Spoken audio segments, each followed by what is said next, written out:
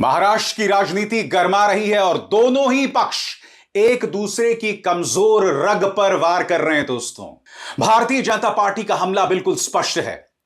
नकारात्मक राजनीति और साथ ही विपक्ष यानी इंडिया गठबंधन की कमजोर नब्ज पर वार करना। दूसरी तरफ राहुल गांधी ने एक ऐसा सिक्सर मारा है दोस्तों, क्रिकेट की भाषा में ऐसा सिक्सर मारा है जिसका जवाब भारतीय जनता पार्टी के पास नहीं है। क्योंकि भारतीय जनता पार्टी बार बार कह रही है बटेंगे तो कटेंगे, एक रहेंगे तो सेफ रहेंगे। दरअसल प्रधानमंत्री नरेंद्र मोदी का यह बयान सामने उभर कर आया जिसमें उन्होंने कहा कोई नहीं चाहता कि समाज बिखरे, समाज छोटे छोटे टुकड़ों में बंट जाए, इसीलिए हम ये हमेशा याद रखना चाहते हैं एक रहेंगे तो सेफ रहेंगे। राहुल गांधी ने दोस्तों इस पर एक करारा हमला किया है। उन्होंने बाकायदा यह तस्वीर पेश की है और इसमें आप देख सकते हैं सेबी की प्रमुख माधवी बुच हैं, गौतम अडानी हैं, प्रधानमंत्री नरेंद्र मोदी के परम मित्र अमित शाह हैं और देश के राष्ट्रीय सुरक्षा सलाहकार अजीत डोभाल, और ऊपर है राहुल गांधी का संदेश मन की बात अब जुबान पर, एक हैं तो सेफ हैं। इस संदेश के मायनों को समझिए दोस्तों। आप जानते हैं कि लगातार सेबी प्रमुख माधवी बुच की भूमिका पर सवाल उठ रहे हैं और भारतीय जनता पार्टी इस मामले की जांच भी नहीं चाहती है। जब माधवी बुच को संसदीय समिति बुलाती है पूछताछ के लिए तो खुद भारतीय जनता पार्टी के विवादास्पद सांसद निशिकांत दुबे कहते हैं कोई जरूरत नहीं आने की, इससे देश की अर्थव्यवस्था को नुकसान पहुंचेगा। यानी कि साफ तौर पर माधवी बुच, गौतम अडानी और भारतीय जनता पार्टी का जो लिंक है वो दिखाई दे रहा है। मामला कथित भ्रष्टाचार को लेकर है, मगर संदेश क्या है कि हम सबको एक रहना है तो हम सेफ रहेंगे। इसीलिए राहुल गांधी यहां पर माधवी बुच पर हमला बोलते हैं, इसीलिए यहां गौतम अडानी का नाम लिया जाता है, यहां पर राष्ट्रीय सुरक्षा सलाहकार अजीत डोभाल का भी जिक्र किया जा रहा है, क्योंकि साफ तौर पर देश की साख को लेकर जो लगातार सवाल उठ रहे हैं, खासतौर से भारत और अमेरिका के बीच में जो तनाव है या भारत और कनाडा के बीच में जो तनाव है, यह कहीं ना कहीं राष्ट्रीय सुरक्षा सलाहकार अजीत डोभाल की नाकामी मानी जा रही है। और सबसे बड़ी बात यह कहा जा सकता है कि इस तस्वीर में ये जो पांचों चेहरे हैं इस वक्त देश के सबसे ताकतवर चेहरे हैं और राहुल गांधी ने कहीं ना कहीं इसी पर वार किया है, इन पांच चेहरों पर जो देश के सबसे ज्यादा ताकतवर चेहरे हैं। इस बीच दोस्तों दोनों ही पक्षों ने यानी इंडिया गठबंधन अघाड़ी ने और एनडीए गठबंधन ने अपना अपना संकल्प पत्र जारी कर दिया। उसमें क्या क्या है कुछ देर बाद मैं उसकी चर्चा करूंगा दोस्तों, मगर आप जानते हैं कि भारतीय जनता पार्टी गठबंधन की जो सबसे महत्वाकांक्षी योजना है जो उन्हें दोबारा सत्ता में पहुंचा सकती है वो है लाड़की बहन योजना।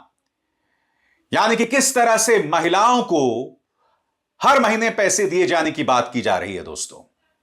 अब ये जो 1500 का आंकड़ा है इसे 2100 तक करने की योजना बनाई जा रही है नई संकल्प योजना में। एक तरफ तो भारतीय जनता पार्टी ये बातें करती है, मगर दूसरी तरफ उनके सांसद हैं धनंजय महाडिक, वो मंच पर खड़े होकर धमकी दे रहे हैं कि अगर कोई महिला कांग्रेस की रैली में दिखाई देगी तो उसकी फोटो खींच लो, लाड़की बहन योजना के अंतर्गत उसे फायदा नहीं मिलेगा। इस तरह से एक सांसद खुलकर मंच पर धमकी दे रहा है। क्या यह सरकार सिर्फ उन लोगों की है जो उन्हें समर्थन देते हैं, यानी कि विपक्ष के लिए वोट करने वाले जो लोग हैं वो क्या इस देश की जनता नहीं? मैं जो आपसे बार बार कहता हूं दोस्तों, भारतीय जनता पार्टी की जो सोच है कि अगर प्रधानमंत्री की आलोचना करोगे तो पाकिस्तान चले जाओ, यह सिर्फ वामपंथियों के लिए या कांग्रेस के लिए या उन पत्रकारों के लिए नहीं है जो सत्ता से सवाल करते हैं, कि देश की गरीब जनता के लिए भी है जो विपक्ष में अपना विश्वास जतलाती है। और शर्मनाक बयान धनंजय महाडिक का, इस बयान को लेकर बवाल हो गया है और कहीं ना कहीं इसके जरिए भाजपा के संकल्प पत्र पर, भाजपा गठबंधन के यानी महायुति के गठबंधन पत्र पर सवाल उठाए जा रहे हैं, उनके संकल्प पत्र पर सवाल उठाए जा रहे हैं। सुनिए क्या कहा था धनंजय महाडिक में, मराठी में बयान है और उसके बाद मैं प्रतिक्रियाएं सुनाऊंगा। तुम्हाला सांगतो, जर इथं काँग्रेसची रॅली बिली निघाली आणि त्यामध्ये जर तुम्हाला महिला दिसल्या ज्या 1500 रुपये आपल्या योजनेच्या घेतात, त्यांचे फोटो काढून घ्या, फोटो काढून घ्या, त्यांची नावं लिहून घ्या. कारण बरोबर आहे का नाही? म्हणजे घ्यायचं आपल्या शासनाचं आणि गायचं त्यांचं असं नाही चालणार. जर कोण आणखी अनेक ताया महाराष्ट्रामध्ये छाती बडवाल, आम्हाला नकोत पैसे, आम्हाला नकोत, आम्हाला सुरक्षा पाहिजे, पैसे नकोत, पैसे नकोत, राजकारण करता या पैशाचं. काँग्रेसच्या सभेला जर महिला दिसल्या जाऊन फोटो काढायचे, काँग्रेसच्या रॅलीमध्ये महिला दिसल्या जाऊन फोटो काढायचे, फोटो आमच्याकडे दे, आम्ही व्यवस्था करतो त्यांची, आम्ही व्यवस्था करतो त्यांची. कांग्रेस नाराज है. पार्टी की सांसद प्रणीत शिंदे ने कहा है, मैं चुनौती देती हूं, मेरी भी फोटो लीजिए. यह महाराष्ट्र की संस्कृति नहीं है.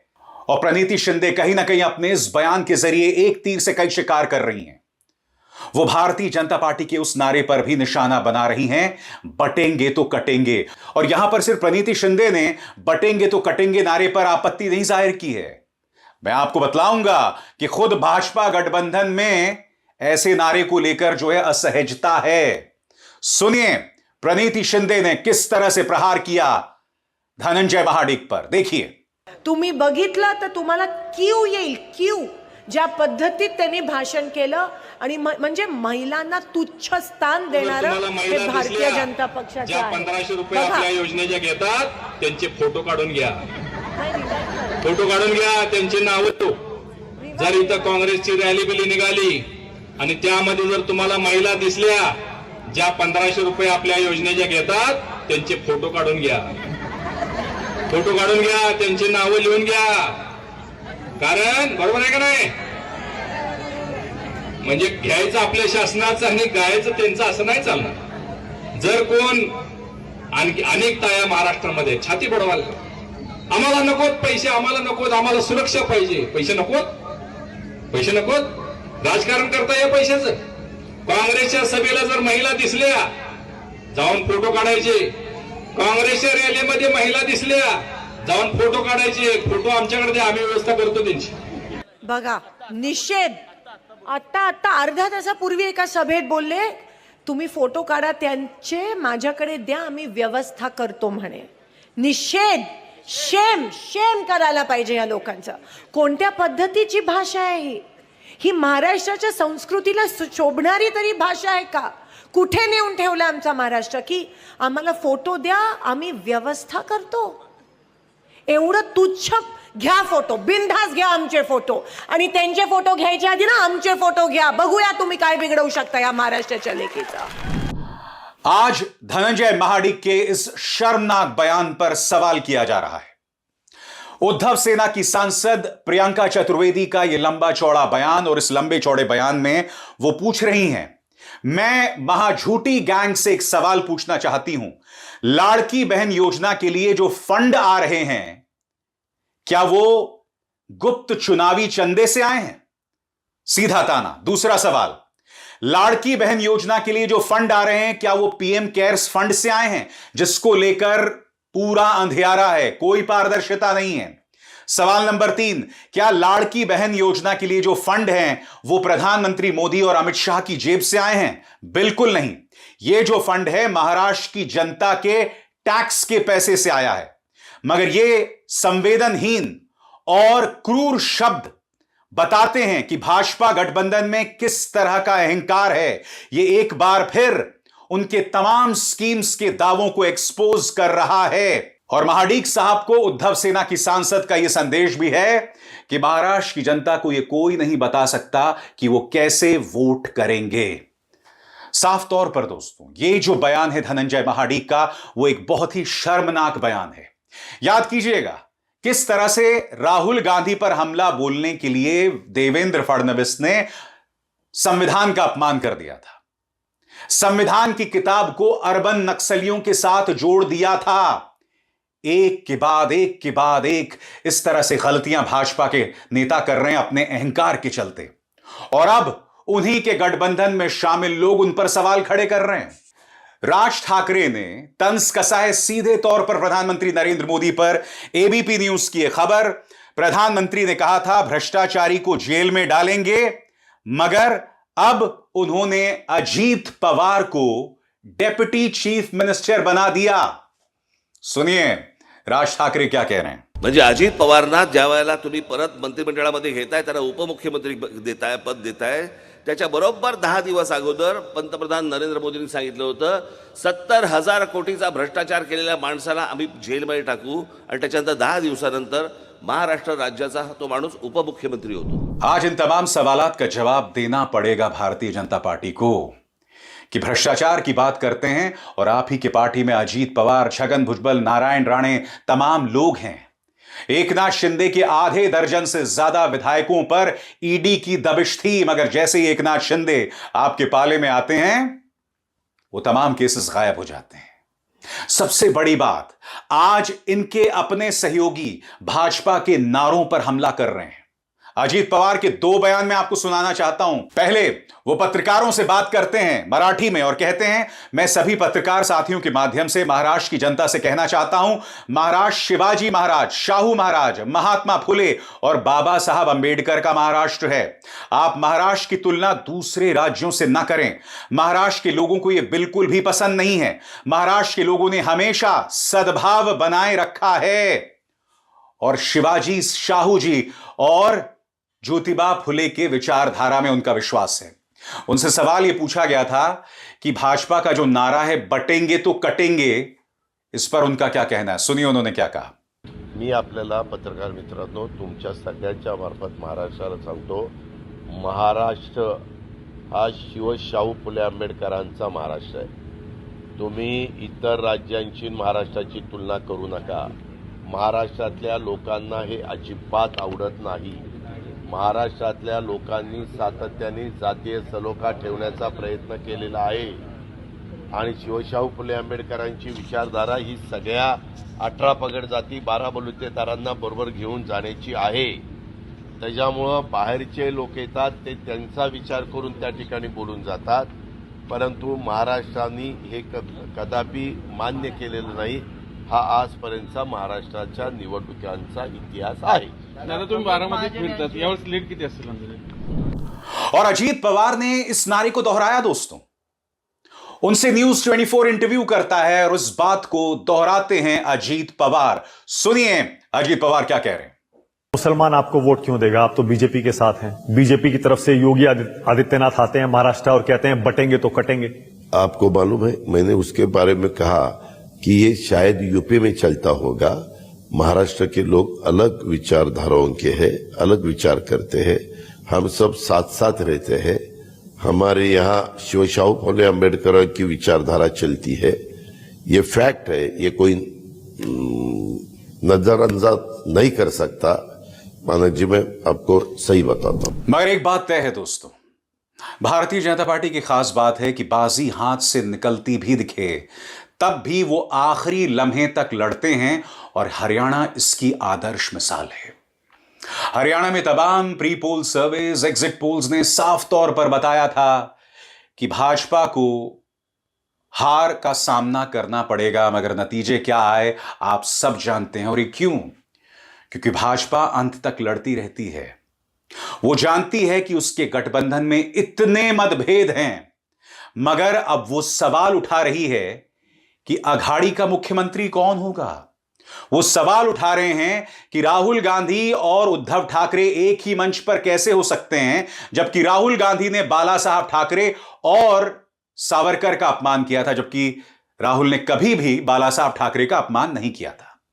यह बात अलग है कि जब अमित शाह से पूछा गया एकनाथ शिंदे के बारे में, तो सुनिए वो क्या कह रहे हैं। अभी महाराष्ट्र में युति सरकार का नेतृत्व एकनाथ शिंदे जी कर रहे हैं। एकनाथ शिंदे जी हमारे मुख्यमंत्री हैं और चुनाव के बाद मुख्यमंत्री कौन होगा, तीनों पार्टियां इकट्ठा बैठकर इसका तय करेगी। हम शरद पवार जी को कोई मौका नहीं देंगे। चुनाव के बाद जब भारतीय जनता पार्टी साथी दलों से बात करेगी, उस वक्त जरूरत पड़ी तो हम जरूर बताएंगे कौन प्रिय व्यक्ति। यानी कि एकनाथ शिंदे के नेतृत्व में चुनाव तो लड़ेंगे, मगर उन्हें मुख्यमंत्री के तौर पर प्रोजेक्ट नहीं किया जा रहा है। मगर इसी मुद्दे पर वो अघाड़ी पर प्रहार करते हैं। उन्होंने क्या कहा दोस्तों? अमित शाह का बयान। मैं उद्धव ठाकरे से पूछना चाहता हूं कि क्या वो कांग्रेस के नेता राहुल गांधी से कह सकते हैं कि वो वीर सावरकर के लिए 2 शब्द बोल दें? क्या कांग्रेस का कोई नेता बाला साहब ठाकरे के सम्मान में 2 वाक्य बोल सकता है? अंतर विरोध के बीच अघाड़ी की सरकार बनाने का स्वप्न लेकर जो लोग निकले हैं, उन्हें महाराष्ट्र की जनता जान ले तो अच्छा होगा। मगर इस पर उद्धव सेना ने भी जवाब दिया है, क्योंकि प्रधानमंत्री ने भी इसी बात को दोहराया था कि किस तरह से राहुल गांधी ने बाला साहब ठाकरे का अपमान किया। ये तमाम चीजें जो अर्ध सत्य है, झूठ भी है, मगर उद्धव सेना ने एक वीडियो पेश किया है जिसमें राहुल गांधी अपने श्रद्धा सुमन बाला साहब ठाकरे को अर्पित कर रहे हैं। मैं चाहूंगा आप ये वीडियो देखें जो बीजेपी की पोल खोलता है। देश और महाराष्ट्र की राजनीति में बाला साहब ठाकरे का योगदान अतुलनीय है। मैं अघाड़ी में कांग्रेस के दोस्तों को यह भी चुनौती देता हूं, वो कांग्रेस के नेताओं से, युवराज के मुंह से बाला साहब ठाकरे की, उनकी विचारधारा की सार्वजनिक रूप से प्रशंसा करके दिखाएं। आज 8 नवंबर है, मैं दिन गिनूंगा और महाअघाड़ी वालों से जवाब का इंतजार करूंगा। मगर यह भी हकीकत है दोस्तों कि इस वक्त अघाड़ी ने अपनी तरफ से कोई मुख्यमंत्री का चेहरा पेश नहीं किया है, जबकि आप जानते हैं जब उनकी सरकार थी तो महाराष्ट्र सरकार की जो भूमिका थी कोरोना के दौरान, उसकी अंतर्राष्ट्रीय तौर पर तारीफ हुई थी।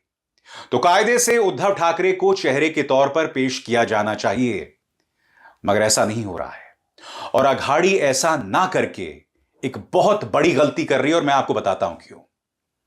कुछ तारीखों पर गौर करना पड़ेगा। नतीजे कब आ रहे हैं दोस्तों? 23 नवंबर को। और क्या आप जानते हैं कि 26 नवंबर को विधानसभा भंग हो जाएगी, यानी राष्ट्रपति का शासन। इसका अर्थ क्या हुआ? अगर अघाड़ी को यानी इंडिया गठबंधन को अपने दम पर बहुमत मिल भी जाता है, अगर वो मुख्यमंत्री के मुद्दे पर जाकर अटक जाते हैं और उसी मंत्रणा में फंसे रहते हैं, तो 26 तारीख को महाराष्ट्र में राष्ट्रपति शासन लागू हो जाएगा। और अगर ऐसा होता है तो फिर कुछ भी हो सकता है। एक बार बाजी भाजपा के हाथ में आ गई, एक बार मामला अटक गया, तो फिर कोई भी पार्टी इधर से उधर हो सकती है। मैं ये नहीं कह रहा हूं कि भाई उद्धव सेना बीजेपी के पास चली जाएगी या शरद पवार बीजेपी के पास चले जाएंगे, क्योंकि मैंने आपको इससे पहले बताया था कि किस तरह से शरद पवार के लिए फायदेमंद है अगर वो भाजपा गठबंधन में चले जाएं। तो कहने का अर्थ यह है, अगर उद्धव ठाकरे को चेहरे के तौर पर पेश किया जाता और फिर अघाड़ी को बहुमत मिल जाता, तो भाजपा की साजिश कामयाब नहीं होती है। भाजपा ने जानबूझकर 23 तारीख को काउंटिंग रखी है ताकि अगर 2 दिन में अघाड़ी फैसला ना कर पाए बहुमत आने के बावजूद, तो राष्ट्रपति शासन लग जाएगा। और हम यह ना भूलें कि इससे पहले कांग्रेस के नेता पृथ्वीराज चव्हाण कह चुके हैं कि जिस पॉलिटिकल पार्टी को, गठबंधन में जिस पार्टी को सबसे ज्यादा सीटें मिलेंगी, मुख्यमंत्री भी उसी का होगा। और आप जानते हैं दोस्तों, उद्धव सेना को यह स्वीकार नहीं होने वाला है। इससे पहले नाना पटोले और उद्धव सेना के बीच में तनाव हो चुका है। कहने का अर्थ साफ है, इस वक्त अघाड़ी भी कई समस्याओं का सामना कर रही है।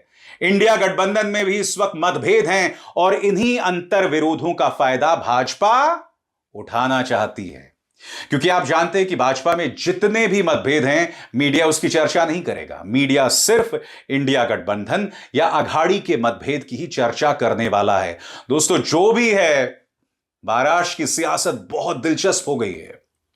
यानी कि यह तय है कि अगर अघाड़ी को अपने दम पर ही बहुमत मिल जाए, तब भी यह तय नहीं है कि भाजपा गठबंधन या बीजेपी सत्ता से बाहर रहेगी।